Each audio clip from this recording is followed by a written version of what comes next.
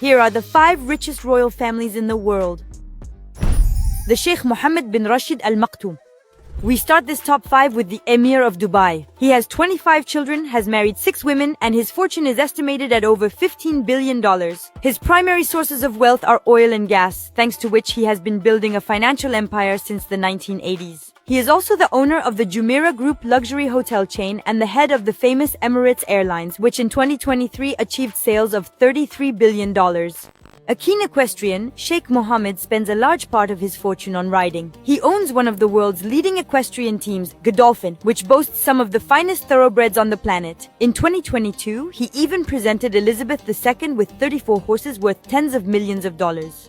A gift to maintain his friendship with the Queen, but also perhaps to make people forget the abduction of his own daughters in 2020, one of whom was kidnapped in the streets of Cambridge, but above all for the campaign of intimidation he had waged against his ex-wife, who had fled their marital home. Their separation is one of the most expensive divorces in history, estimated at $724 million.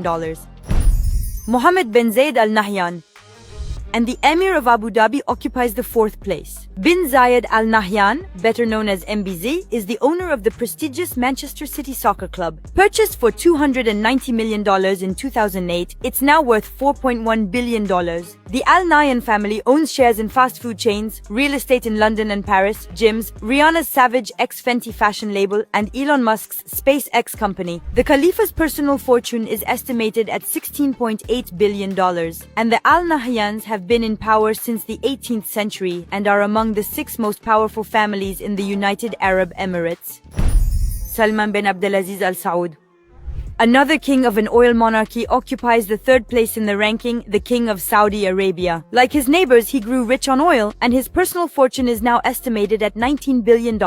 Although he is more discreet than his Emirati neighbors, he is also multiplying his investments. He owns real estate, energy, construction, and media assets. In particular, the family owns prestigious high-end hotels, including the iconic George V in Paris and the historic Plaza Hotel in New York. A fortune that benefits the entire family, such as the king's son, Saudi Prince Mohammed bin Salman, an art lover who in 2017 bought Leonardo da Vinci's Salvator Mundi at auction for over $376 million. Hassan al-Bolkiah.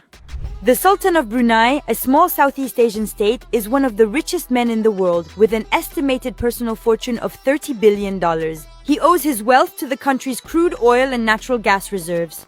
Since his ascension to the royal throne in 1967, he has built the Nurul Iman Palace, reputed to be the largest in the world and arguably one of the most luxurious on the planet, all for the modest sum of $1.4 billion. The Sultan has also built an exotic zoo with, among other things, 30 Bengal tigers and hundreds of birds, accessible only to him and his family. As a car enthusiast, he owns 7,000 cars, including 604 Rolls-Royces, 452 Ferraris, 209 BMWs, and 179 Jaguars. But the Sultan's luxurious tastes don't prevent him from ruling the country with an iron fist, having imposed Sharia law in April 2019.